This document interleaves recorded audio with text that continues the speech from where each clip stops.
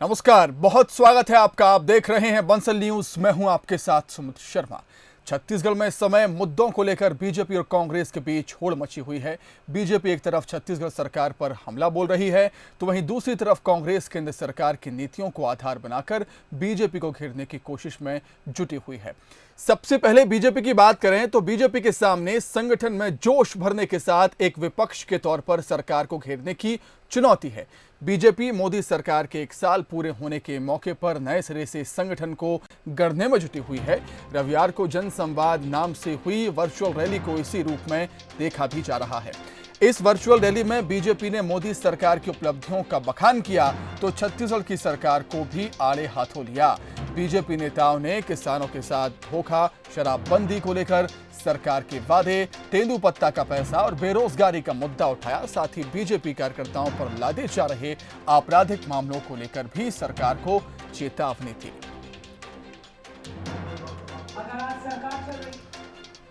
जिस कांग्रेस की सरकार ने हमारी माता और बहनों के सामने खड़े होकर गंगा जल हाथ में लेके कसम खाया था कि शराबबंदी करेंगे, शराबबंदी तो नहीं किया। गली गली में शराब बिक रहा है। घर पहुंच शराब की व्यवस्था यदि किसी राज्य में है तो अकेले छत्तीसगढ़ में है, जहां घर पे शराब पहुंचाई जा रही है। अवैध रूप से शराब के भट्टे में, सरकारी शराब दुकान में 30% अवैध शराब बिक रहा है। हिंदुस्तान में कहीं नहीं हो सकता जो छत्तीसगढ़ में हो रहा है। ये सरकार आखिर खड़ी कहां पर है? अगर पीछे पलट कर देखिए तो 18 माह का कार्यकाल ऐसा कार्यकाल है कि हर दिन अगर हम एक पत्थर फेंकें तो केवल लहरें गिरने की हालत है, और लहरें इतनी है कि हम गिन नहीं सकते। प्रदेश के मुख्यमंत्री बहुत स्वतंत्रता की अभिव्यक्ति पर अंकुश लगाते हैं, धमकाते हैं, लेकिन मैं एक बात कहना चाहती हूँ और ये अंतिम बात है। भारतीय जनता पार्टी के कार्यकर्ता को कोई आंख नहीं दिखा सकता। हम तो विपक्ष में ही पलने के आदी हैं और विपक्ष में ही हम पले हैं। 15 साल हमारी छत्तीसगढ़ प्रदेश में सरकार रही है, लेकिन आज इस बात को हम चुनौती के साथ कहते हैं कि आने वाले समय में भारतीय जनता पार्टी की सरकार होगी और हमारे कार्यकर्ता को अगर सरकार ने आंख दिखाने की कोशिश की तो वो सरकार पिछला कार्यकाल याद कर ले, जब हमारे युवा मोर्चा के कार्यकर्ताओं पर लाठीचार्ज हुआ था। हमने प्रदेश की इमारत से केवल एक ईंट निकाली थी और उस इमारत से एक ईंट निकालते हुए वो इमारत भरभरा कर गिर गई थी। बात करें कांग्रेस की, जो केंद्र सरकार की नीतियों को लेकर मुखर है। खास तौर पर केंद्र पर कांग्रेस लगातार पक्षपात के आरोप लगा रही है। दूसरी तरफ पेट्रोल डीजल की बढ़ती कीमतों को लेकर भी कांग्रेस मुखर है। कांग्रेस ने इसके खिलाफ प्रदेश भर में प्रदर्शन किया और केंद्र सरकार को आड़े हाथों लिया। तो प्रदर्शन की तस्वीरें आप देख रहे हैं। बड़ी संख्या में कांग्रेसी कार्यकर्ता रोडों पर, सड़कों पर उतर आए हैं। बड़ी संख्या में प्रदर्शन के लिए सड़कों पर उतरे हैं कांग्रेसी कार्यकर्ता। केंद्र सरकार की नीतियों के खिलाफ नारेबाजी की है। पेट्रोल डीजल की बढ़ी हुई कीमतों को वापस लेने की मांग कांग्रेस सरकार यहां पर कर रही है। 15 साल भारतीय जनता पार्टी की छत्तीसगढ़ में सरकार रही है। 15 सालों में सरकार में रहने के बाद 14 सीटों में सिमट जाती हैं। आज छत्तीसगढ़ में भारतीय जनता पार्टी के पास कोई नेता नहीं है। जो मध्य प्रदेश से आयातित नेता से संबोधन कराया जाता है, तो कहीं ना कहीं भारतीय जनता पार्टी छत्तीसगढ़ में निराशा की दौर से गुजर रहा है। आज जो हालात हैं भारतीय जनता पार्टी के पास, उनके पास कोई मुद्दे नहीं है। इसलिए छत्तीसगढ़ की माननीय भूपेश बघेल जी की सरकार पर अनर्गल आरोप लगा रहे हैं, मगर ये जो आरोप है वो मिथ्या है। छत्तीसगढ़ की सरकार आज देश में दूसरे नंबर की सरकार है। जो छत्तीसगढ़ की नीतियां हैं, छत्तीसगढ़ की 2 करोड़ 80 लाख जनता इस नीतियों को सहारा रही है।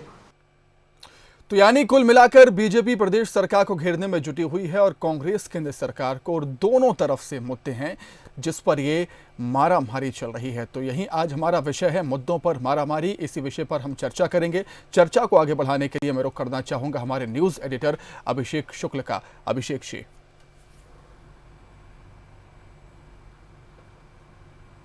शुक्रिया सुमित। तो मुद्दों की मारामारी है।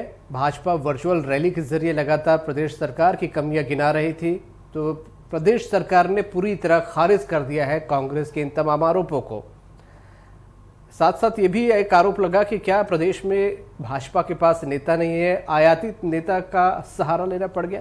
चर्चा इसी पे करेंगे कि आखिरकार जो ये मुद्दे चल रहे हैं, एक दूसरे पर आरोप लग रहे हैं, चाहे पेट्रोल डीजल की बात हो या भाजपा जो आरोप लगा रही है वर्चुअल रैली के जरिए उनकी बात हो, ये मुद्दे जनता को कितने टच कर रहे हैं और क्या वाकई ये मुद्दे सिर्फ सियासत करने के लिए है या वाकई इन मुद्दों में दम है। खास मेहमान हमारे साथ है केदार गुप्ता जी हमारे साथ भाजपा से, बहुत स्वागत है आपका। प्रकाश अग्रवाल जी कांग्रेस से हैं।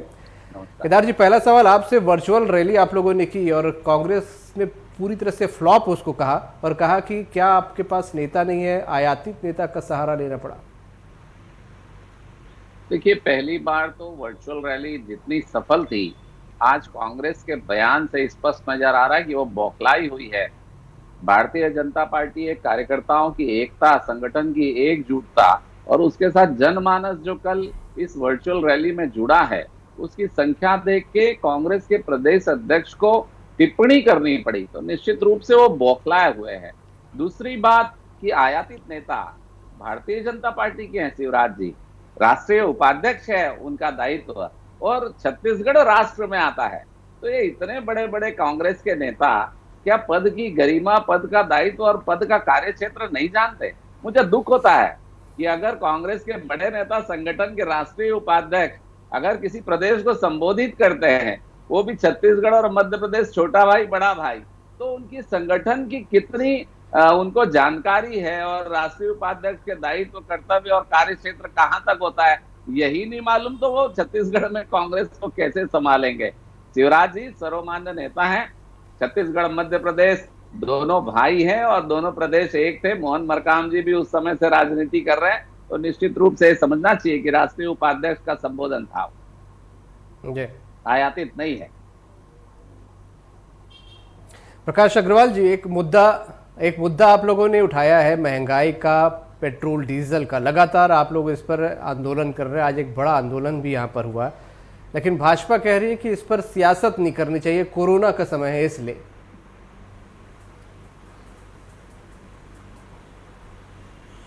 देखिए, ऐसा है कि सियासत इस देश के अंदर भाजपा करती आई है, ये जनता जानती है।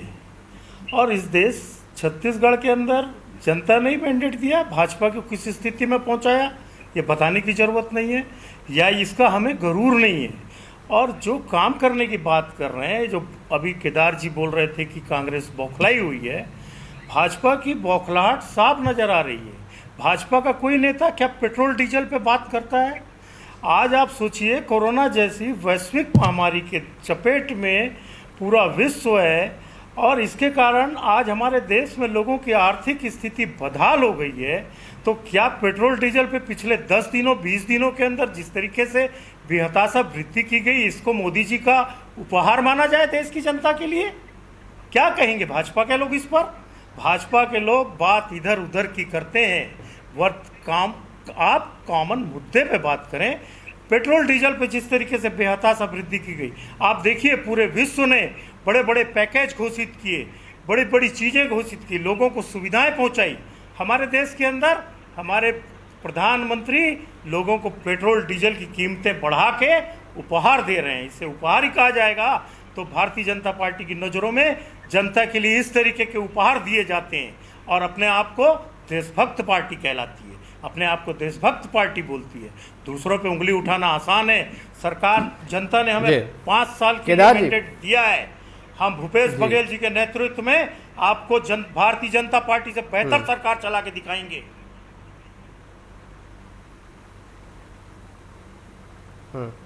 केदार जी, आपसे सवाल है मेरा कि पेट्रोल डीजल का जो मुद्दा कांग्रेस ने उठाया है, आम जनता से जुड़ा है, जनता पे सीधा असर तो पड़ रहा है, पर आप लोगों ने इसका जिक्र नहीं किया कहीं।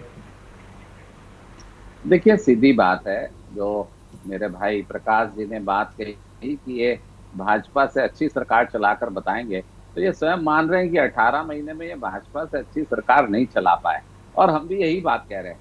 दूसरी बात आती है डीजल और पेट्रोल की, तो निश्चित रूप से अंतरराष्ट्रीय बाजारों के आधार पर तय होता है और उससे लिंक किया हुआ है।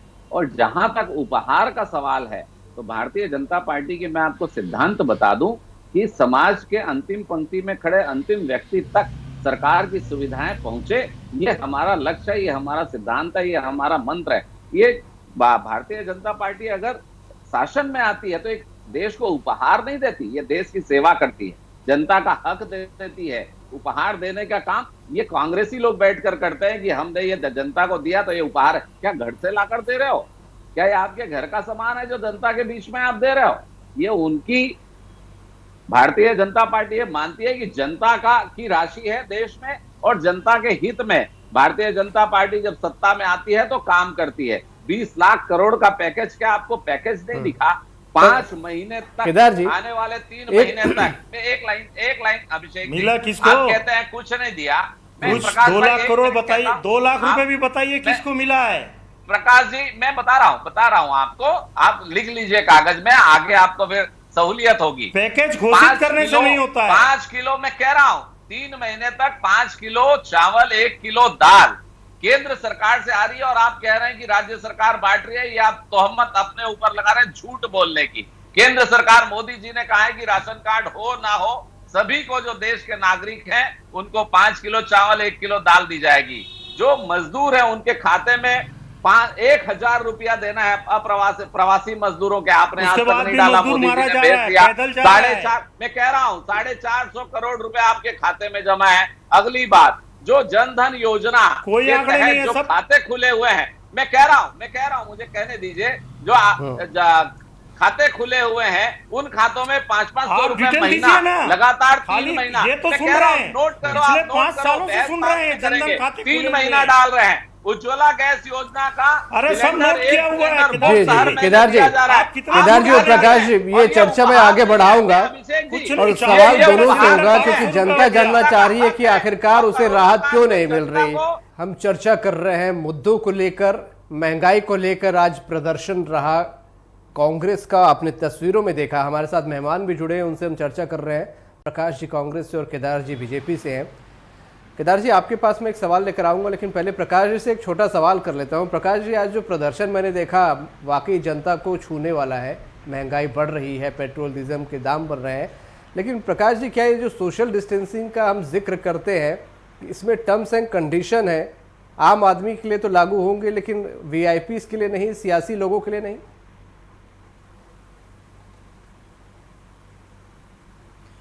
नहीं, देखिए ऐसा नहीं है।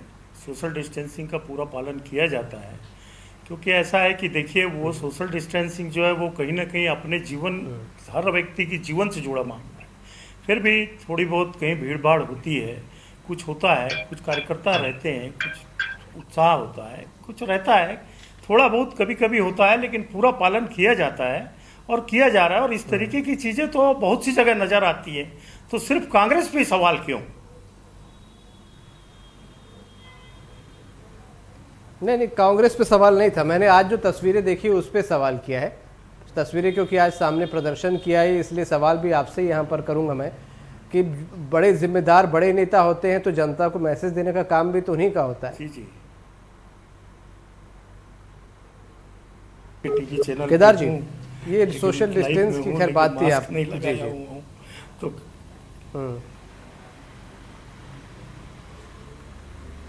नहीं, मास्क तो भीड़ वाली जगहों पे ज़्यादा ज़रूरी होता है, इसमें कोई दिक्कत नहीं है। मास्क कहा नहीं गया कि आप अकेले घर में रहे तो मास्क लगा ले। जी केदार जी, सवाल आपसे था मेरा कि पेट्रोल डीजल की जब हम यहाँ पर बात कर रहे हैं, ठीक है प्रदेश सरकार की बहुत सी कमियां आपने यहाँ पर गिना दी, पर पेट्रोल डीजल सर आम लोगों के जेब से ही तो जा रहा है, ऐसे वक्त जब आर्थिक स्थिति अच्छी नहीं है।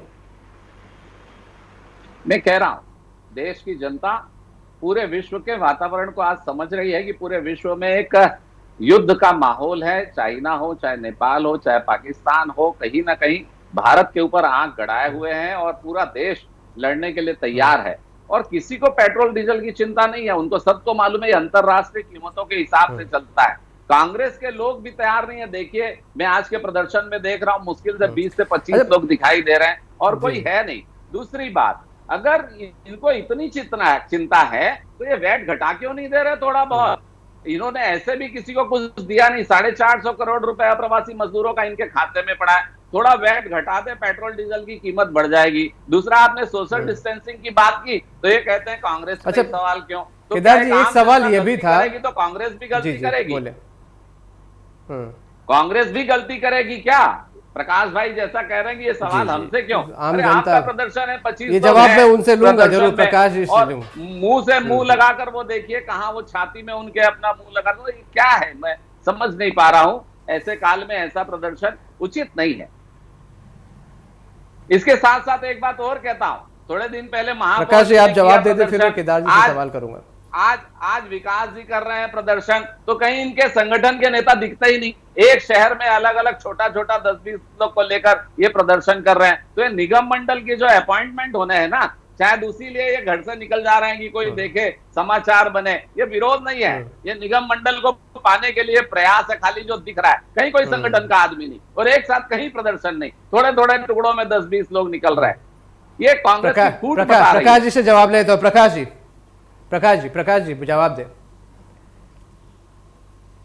देखिए ऐसा है कि केदार जी भारतीय जनता पार्टी की चिंता करें, कांग्रेस की चिंता न करें। जनता ने हमें 5 साल के लिए मैंडेट दिया है, तो अब केदार जी चाहते हैं क्या कि उनके बोलने से हम सरकार छोड़ के चले जाएं?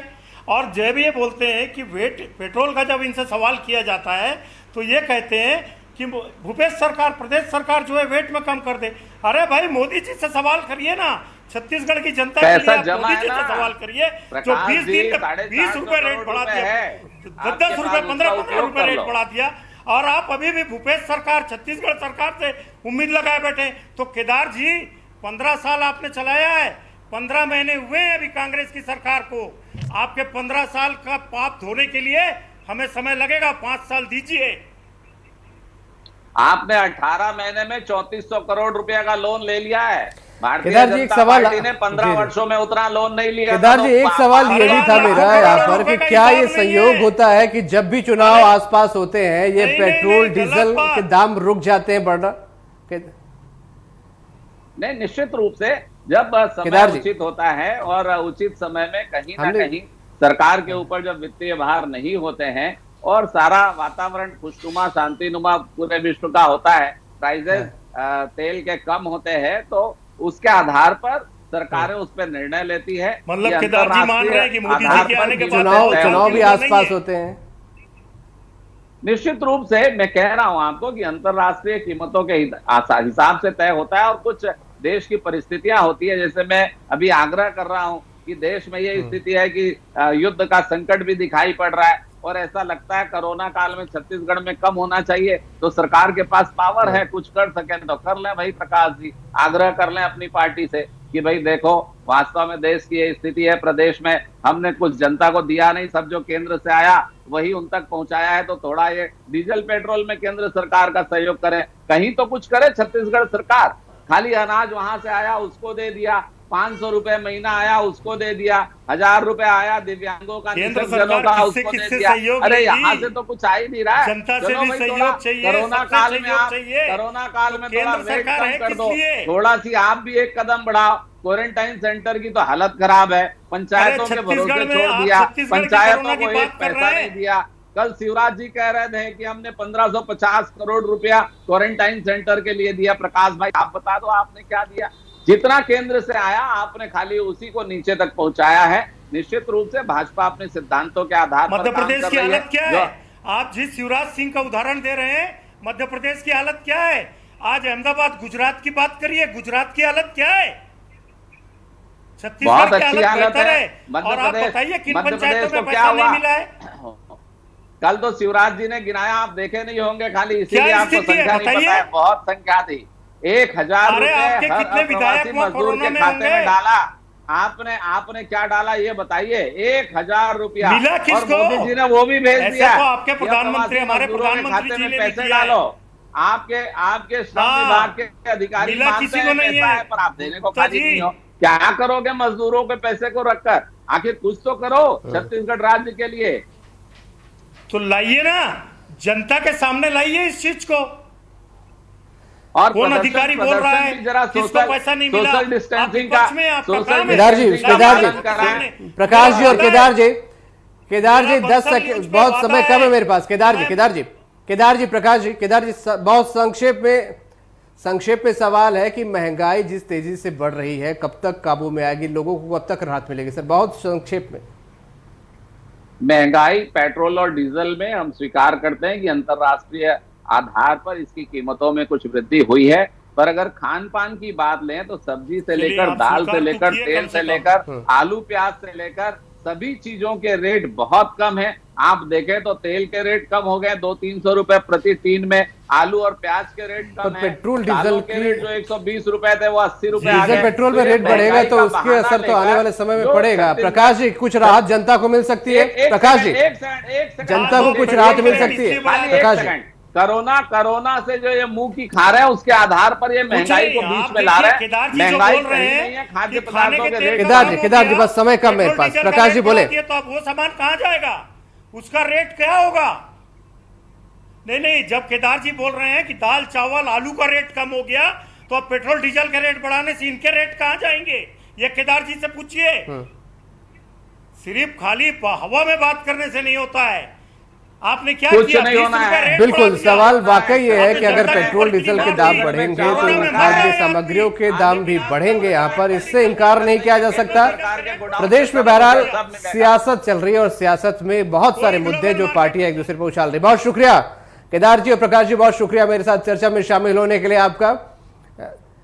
हालांकि चर्चा का कोई नतीजा नहीं निकल पाया, जैसा कि हम बता रहे हैं कि मुद्दों की भरमार है, एक दूसरे पर कई मुद्दे लेकर भाजपा और कांग्रेस एक दूसरे से आमने सामने है। कभी राज्य वर्सेस केंद्र, कभी महंगाई को लेकर, तो कभी कामकाज की प्रणाली को लेकर, तो कभी कोरोना को लेकर।